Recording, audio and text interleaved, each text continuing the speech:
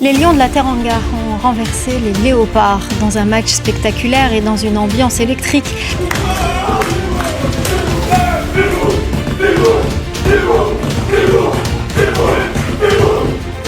Équipe nationale du Sénégal def parcours de combattant qui éliminatoire Coupe du Monde 2026.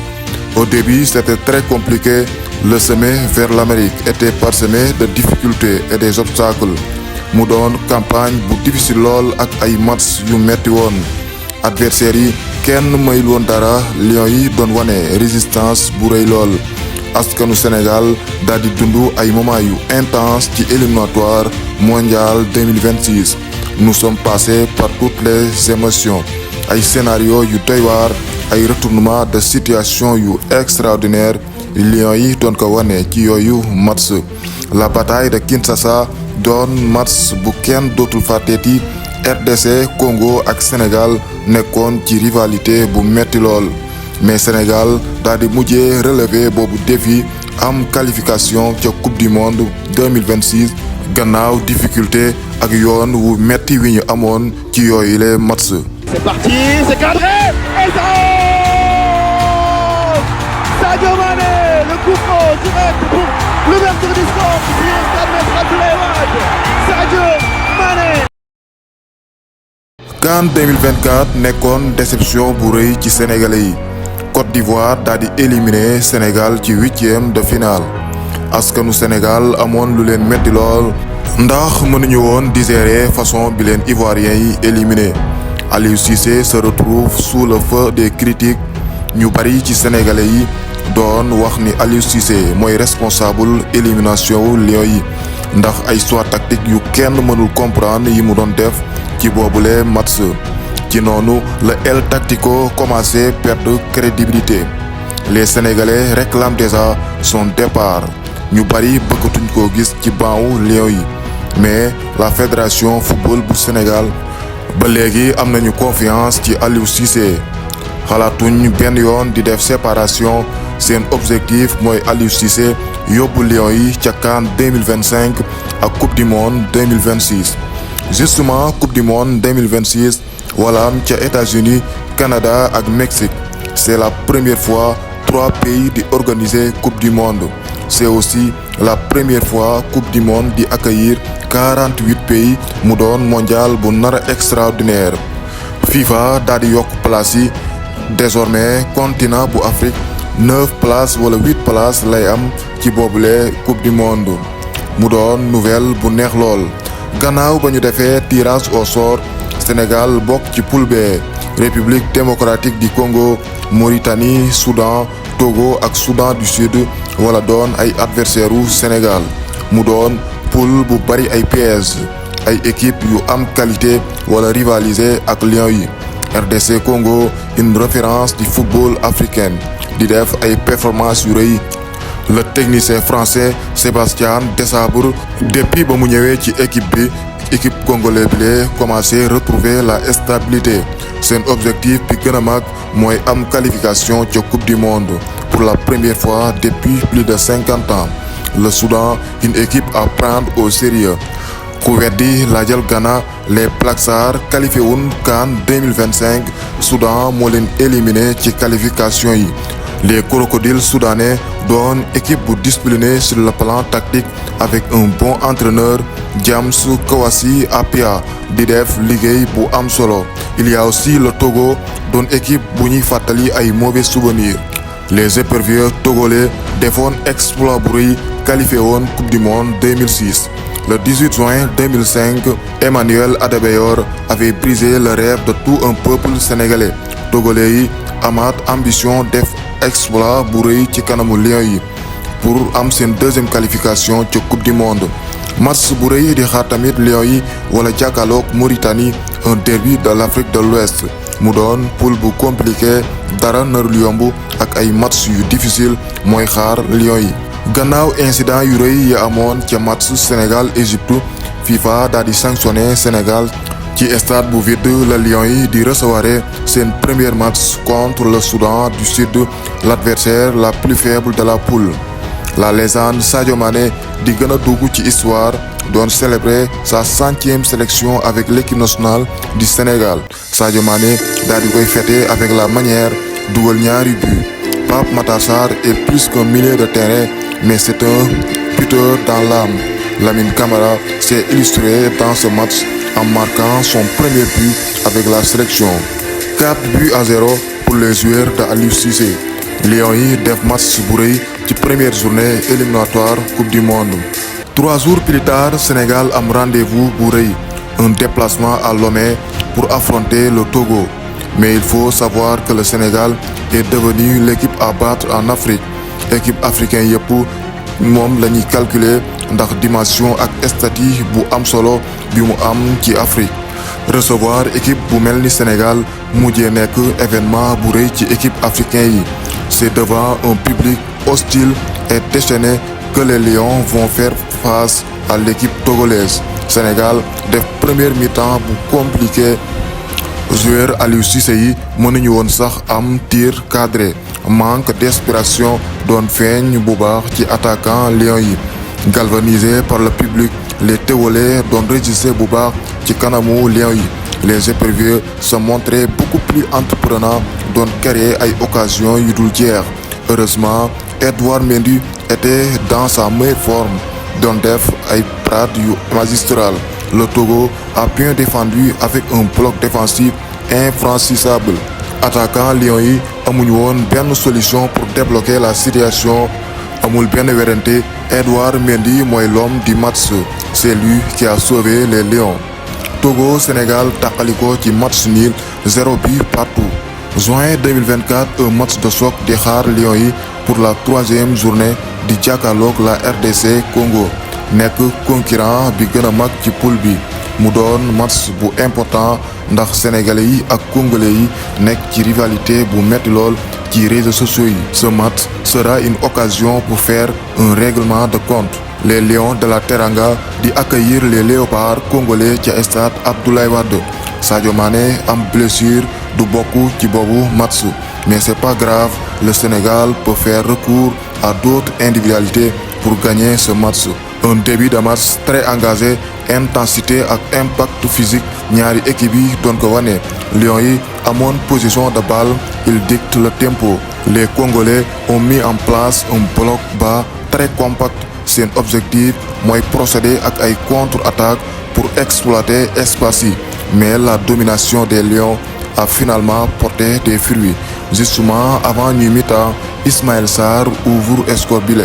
Deuxième mi-temps, kenn xàmmeetul Lions yi ay déchets techniques ak manque de réalisme joueurs yi doon ko wane.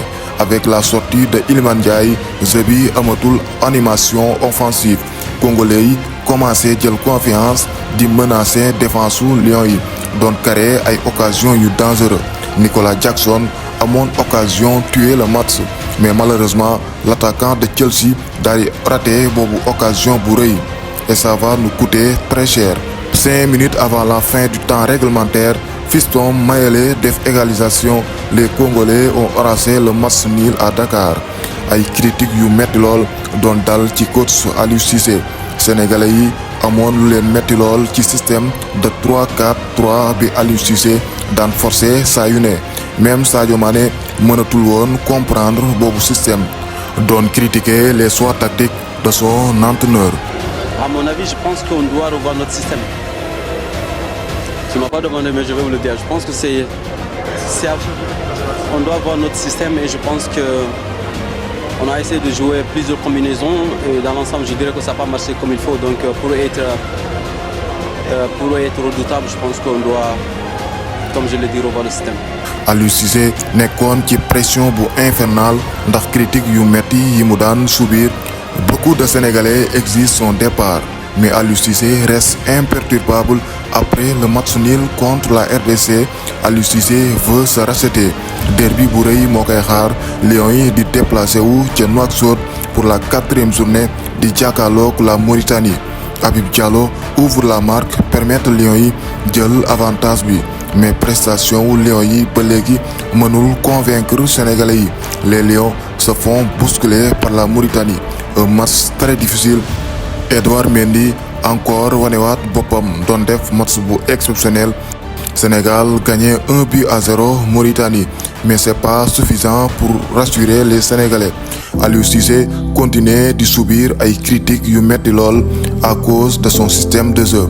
El Tactico demoon sax ba bind lettre doon ñaan Sénégalais yi ñu soutenir ko, doon xamal ni dina delluwaat équipe bi ci palaasam ci niveau bi ko ñëpp xamee woon, mais c'était trop tard. Sénégalais yi doyal nañ sëkk ci El Tactico, kenn bëggatu woo gis ci équipe bi.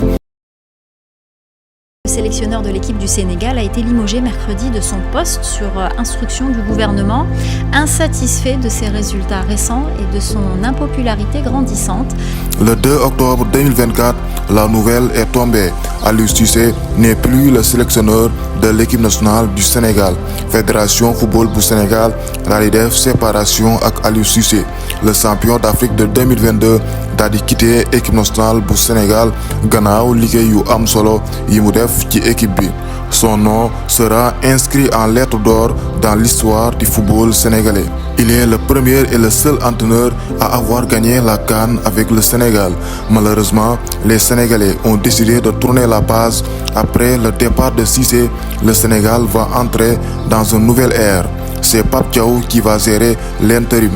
L'ancien attaquant des Lions bokkoon ci génération 2002 yi defoon jaloore yu rëy ca Coupe du Monde. Pape Thiaw remplacé Aliou Cissé sur le banc. Il est l'entraîneur intérim. En attendant, Fédération football bu Sénégal de trouver un vrai entraîneur digne de son nom. Mais Pape Thiaw commençait à impressionner rapidement ak ay performances yu rëy. Il remporte la double confrontation contre le Malawi daal di am tamit victoire bu am solo ci kanamu Burkina Faso, permettre Sénégal récupérer première place ci poulam qualifié officiellement ca CAN 2025. mu doon ay performances yu convaincre Fédération football bu Sénégal. Ci noonu le Pape Thiaw signé un contrat de 3 ans avec le Sénégal. Il devient le nouvel entraîneur des Lions. Objectif bu fédération mooy la CAN 2025 ak qualifié Coupe du Monde 2026. Justement Sénégal nekk ci ay difficultés ci qualification Coupe du Monde. Mission bu rëy mooy xaar Pape Thiaw ndax objectifu sénégalais yi mooy dem Coupe du Monde 2026 et les choses semblent très compliquées au niveau du classement. Prochain match Sénégal di jàkkaarloog Soudan, leader du groupe. Les Lions doivent impérativement gagner pour reprendre la tête du classement. Soudan, un pays ravagé par la guerre civile depuis des décennies. Boobu réew amatul stabilité pour accueillir des matchs de football.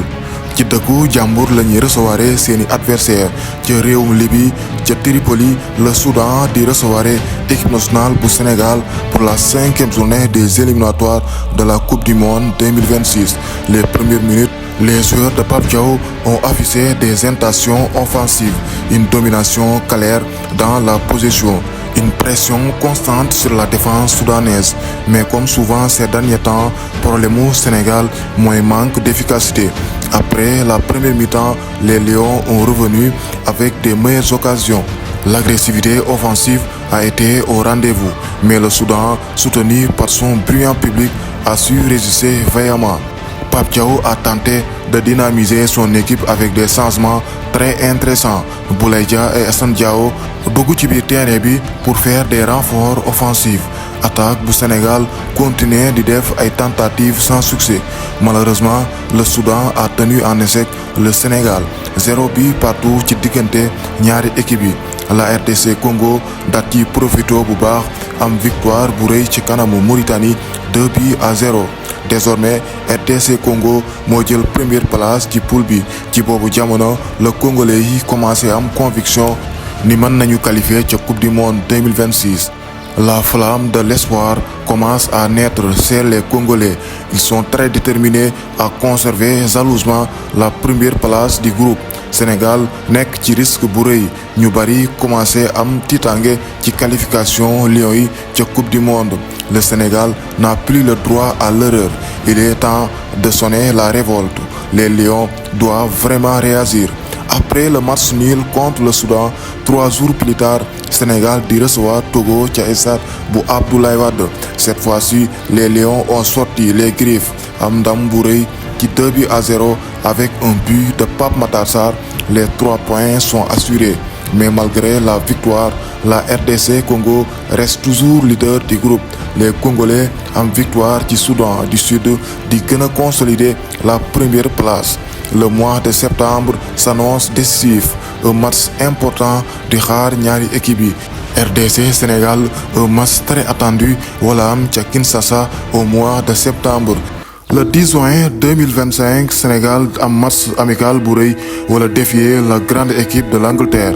L'équipe de Thomas Tuchel possède des joueurs de classe mondiale, Harry Kane, Jude Bellingham, Saka, Declan Rice, Phil Foden et tant d'autres grands joueurs. Une équipe anglaise très redoutable va recevoir Sénégal ca City Ground bu Nottingham Forest.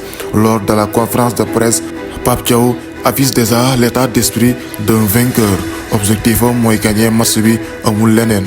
Il est venu sur la terre anglaise pour gagner le match. C'est un vrai test pour Pape Thiaw. Depuis son arrivée sur le banc des Lions, c'est la première fois muy jàkkaarloog un adversaire de taille. L'entraîneur des Lions a envie de prouver qu'il est fort sur le plan tactique. Pour contrecarrer les Anglais, Pape Thiaw daal di opter un système de 4-3-3.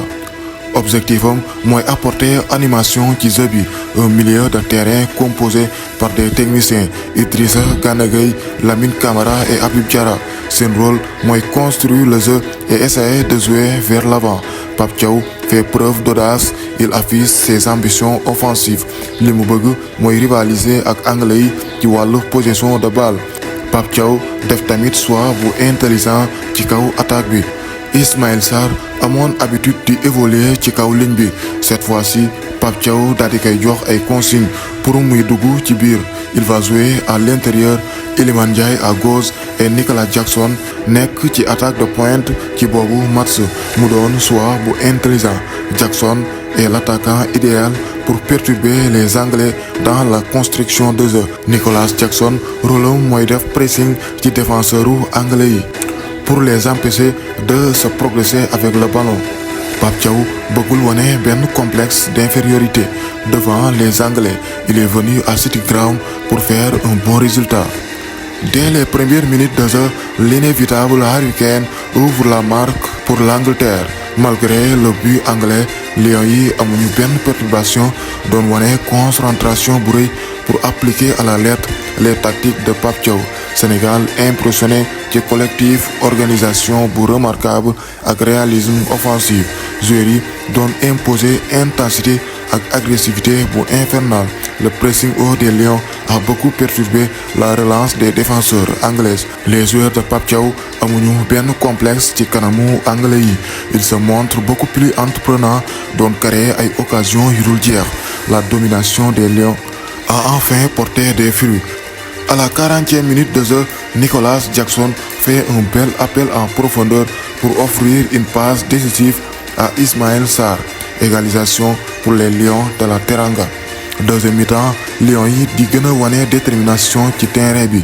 À la 62e minute de jeu, Habib Diarra marque le deuxième but pour concrétiser la domination des Lions. Pour maintenir la pression, Pape Thiaw def ay changements yu am solo. Pape Gueye a remplacé Habib Diarra pour apporter la fraîcheur physique au milieu. Cheikh Tidiane Sabaly dugg tamit ci biir terrain bi pour exploiter ses qualités de percussion. Mais les joueurs de Thomas Tuchel n'ont pas encore dit leur dernier mot. Ils jettent toute leur dernière force dans la bataille pour égaliser. Mais heureusement, Edouard Mendy a réalisé une masterclass face aux attaquants anglais. Le joueur du Real Madrid, Jude Bellingham, def égalisation. Mais heureusement, VAR validéwul boobu bi. Il y avait une faute de main au départ. Le but est donc annulé. Ci dernière minute yi, joueur anglais yëpp doon attaqué pour chercher l'égalisation.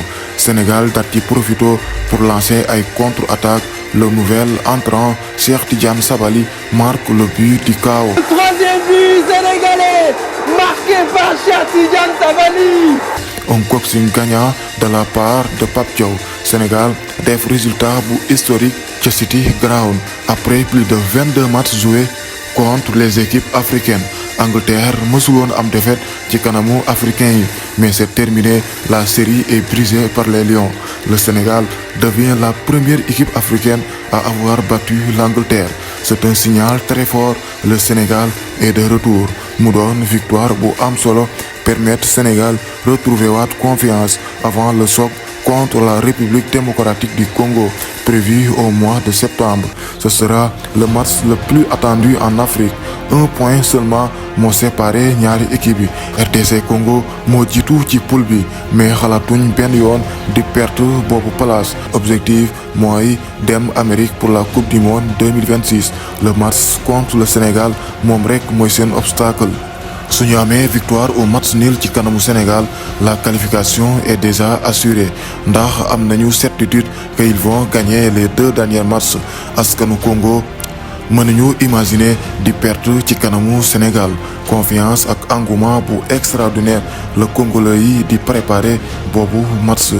Ce sera l'un des matchs les plus importants de l'histoire du football congolais. Match bu rëy mooy xaar Lions yi mais les hommes de Pape Thiaw sont très motivés à aller prendre les 3 points à Kinshasa. Mais il y a un match très important qui nous attend. Les crocodiles ne sont pas encore éliminés. Le Sénégal doit faire très attention, comme le dit El Hadji Malick Diouf en conférence de presse. Avant de penser à la RDC Congo, le Sénégal doit d'abord se concentrer sur le Soudan. Si loolu mooy piège bi sax parce que boo xoolee ñëpp match Congo bi la ñuy wax te avant Congo am nañ Soudan te boo xoolee ñoo tolloo point ci poule bi donc je pense que match boobu tamit nekk moo Congo ñoo bokk côté je pense donc amul différence pour moi. Les Lions n'ont plus le droit à l'erreur. Les Lions doivent gagner tous les matchs pour pouvoir décrocher la qualification. Heureusement que les Lions l'ont bien compris. Sénégal am victoire bu décisive ci kaw Soudan. El Capitano Kalidou Koulibaly ouvre le score. Le joueur de Tottenham, Pape Matar Sarr, marque un but exceptionnel. Permettre Lions yi am victoire ci 2-0 ci kaw Soudan. Le Sénégal a fait l'essentiel mais cela ne change rien au classement du groupe. La RDC Congo est plus que jamais motivée pour réaliser le rêve américain. Les Léopards doon écraser Soudan du Sud ci 4-1 à Djouba avec un doublé de Bakamou. Congolais yi nekkuñ ci ay caaxaan li ñu bëgg mooy dem Amérique, la qualification ou rien. Après cette belle victoire, les Léopards sont accueillis en héros. Population bu Kinshasa def mobilisation bu rëy pour féliciter les Léopards. Congolais yi di préparer bu baax le match contre le Sénégal ak ferveur populaire bu kenn mësul gis ci àdduna. Partout au Congo boobu match la ñëpp di waxtaanee. li gënoon a may confiance congolais yi mooy le stade des Martyrs bokk ci stade yi gën a mag ci continent bu Afrique avec une capacité de 80 000 spectateurs. Les Congolais promettent l'enfer aux joueurs sénégalais. Ils aspirent à faire de ce stade une forteresse imprenable. Quelques jours avant le match, tous les billets sont déjà épuisés. benn billet desatul ca Congo. Effervescence ak engouement bu rëy bi amoon ci Congolais yi c'était du jamais vu. 2 jours avant le match, les Lions sont arrivés à Kinshasa et les Congolais commencent déjà à lancer les hostilités et les intimidations. De toutes les façons, Sénégal est maîtrisable.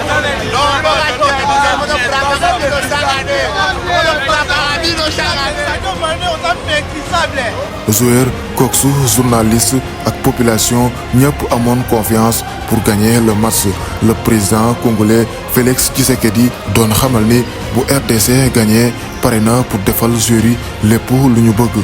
Congolais yi amoon excès de confiance bu rëy lool ca conférence de presse benn journaliste congolais doon laaj Pape Thiaw ndax mi ngi xalaat préparer barrage yi mu doon question bu bizarre te doy waar.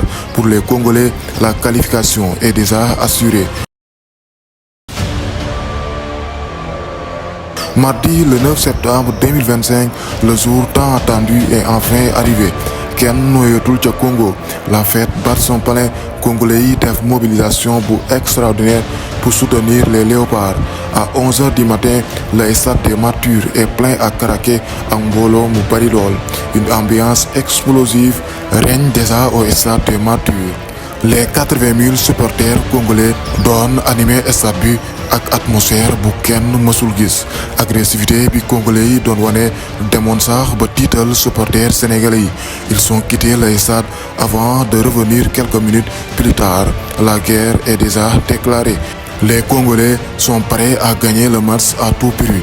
Les Lions sont entrés dans le stade avec beaucoup de sérénité. Ils sont habitués à ces grands matchs.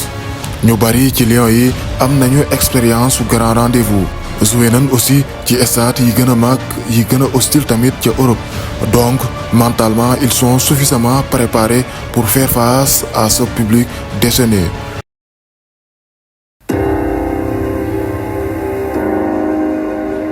Mardi 16h heure Dakar, match bi àdduna yépp doon xaar. L'Afrique retient son souffle. Tous les yeux sont braqués sur ces deux équipes. Kinshasa devient le centre du monde. République démocratique du Congo de recevoir Sénégal ci stade des Martyrs. Le combat peut maintenant commencer. Dès les premières minutes de jeu, Lions yi confisquent bal bi pour imposer leur jeu.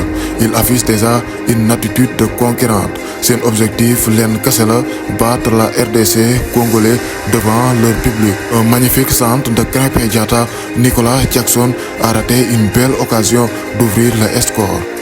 Lions yi en position de balle doon dominer match bi, mais il faut faire très attention ndax joueurs congolais yi seen stratégie mooy jouer ci ay transition yu gaaw pour surprendre les Lions. Sébastien Desabre peut compter sur des joueurs athlétiques et très rapides à l'image de Misak Elia doon indil Lions yi ay difficultés ak ay accélération yu doy waar.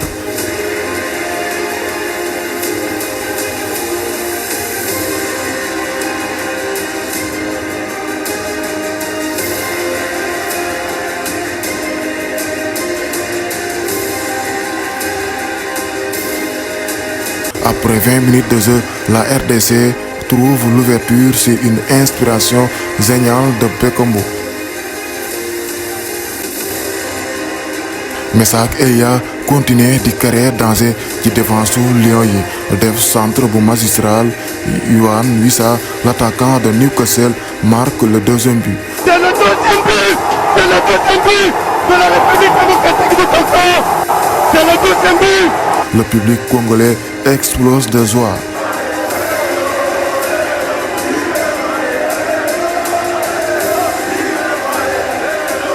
RDC Congo am avantage bu rëy, mené 2-0. Le peuple congolais est dans tous ses états. Ci boobu jamono askanu Congo gëm nañu ni qualification bi déjà assuré na. Même le commentateur mënatul téye boppam. Il est ivre de joie doon yëkkati ay kàddu yu doy waar. Pour lui, le match est déjà terminé. Heureusement que Dieu est congolais. Heureusement que Dieu est de notre côté. Heureusement parce que là, on a fier d'être congolais. Oui, on peut l'être parce que cette équipe est en train de donner du fil à retordre, plus que du fil à retordre à cette équipe sénégalaise. Et aujourd'hui, la RDC est en train de montrer que toute équipe qui viendrait s'aventurer ici au stade des Martyrs repartirait avec une grosse fessée. Malgré les 2 buts encaissés, les Lions n'ont pas paniqué. Amuñu benn perturbation. Ils restent toujours concentrés sur leur objectif. Sadio Mané doon calmer les Lions ak di leen encourager. Le match vient juste de commencer. Les Lions doivent faire preuve de force, de mental et de caractère pour renverser la situation. 5 minutes plus tard, Iliman Ndiaye jël ay responsabilités pour faire la différence. Le joueur de Everton def exploit individuel permettre Pape Gueye réduire score bi, un but très important qui va changer la physionomie du match. Ce jour-là, Iliman Ndiaye était stratosphérique doon jommal congolais yi ak ay prestations yu rëy lool. Un véritable magicien qui a fait beaucoup de misère aux joueurs congolais. Joueurs sénégalais doon indi pression bu metti ci défense su RDC Congo. Gannaaw ba ñu defee retour ci deuxième mi-temps, Sénégal continue di dominer match bi ak di joxe lépp lu mu am. Le Sénégal concrétise finalement sa domination. Nicolas Jackson, le joueur bavarois, daal di def égalisation dugalaat Sénégal ci biir match bi. 2 buts partout. Quel match! Après l'égalisation, Sébastien Desabre def ay changement génne attaquant yëpp pour renforcer la défense. Pape Thiaw daal ci profito def changement yu décisif. Habib Diarra ak Pape Matar Sarr ak Cheikh Tidiane Sabaly dugg ci biir terrain bi pour intensifier la pression sur la défense des Léopards. Finalement Lions yi jël carrément contrôle match bi doon imposer pression bu rëy. Sénégal dugaloon sax troisième but, mais le but a été injustement refusé. Malheureusement, on est en Afrique. Le but refusé ne change rien face à la détermination et à l'envie des Lions de gagner le match. Les remplaçants ont finalement basculé le soir du match. Cheikh Tidiane Sabaly fait la passe décisive. Pape Matar Sarr libère le peuple sénégalais. Troisième but sénégalais, signé Pape Matar Sarr en sortie de banc. Le Sénégal qui prend l'avantage en cette fin de partie au stade des Martyrs de Kinshasa. Les Lions ont su serrer le résultat. Ils se sont battus jusqu'au bout. La victoire est largement méritée par le Sénégal. Ils l'ont fait. Lions yi def remontada bu rëy ca Kinshasa jël première place ci poule B am avantage bu rëy pour qualifier ca coupe du monde 2026. Les joueurs de Pape Thiaw wane expérience, force de mental ak caractère. Loolu moo leen permettre ñu def boobu exploit bu rëy ca kanamu RDC Congo. Le Sénégal est de retour. Pape Thiaw am mérite bu rëy gannaaw liggéey yu am solo yemi réalisé depuis ba mu ñëwee ca équipe nationale bu Sénégal. Les Lions n'ont jamais cessé de monter en puissance di wane ay prestations yu rëy lool. Depuis son arrivée, il a su redresser la barre en réalisant de très grandes performances. Sénégal nekk ci position bu confortable pour décrocher la qualification. Il ne reste que 2 matchs pour assurer le but de la qualification. Lions yi xalaatuñ benn yoon di def faux pas. Lors de la 9e journée des éliminatoires, Sénégal di déplacé wu ca Djouba pour jàkkaarloog le Soudan du Sud. Les Lions n'ont laissé aucune chance à leurs adversaires. Les joueurs soudanais se montrent impuissants face à l'armada offensive des joueurs de Pape Thiaw. 5-0 pour le Sénégal. Dernière journée des éliminatoires, Sénégal di recevoir Mauritanie ca stade Diamniadio bu Abdoulaye Wade. Malgré la cherté des billets, le public a répondu présent. Sénégalais yi def mobilisation bu rëy pour fêter la qualification avec les Lions. Allez, Sadio, c'est parti, c'est cadré, et ça! Sadio Mané, le coup franc, direct.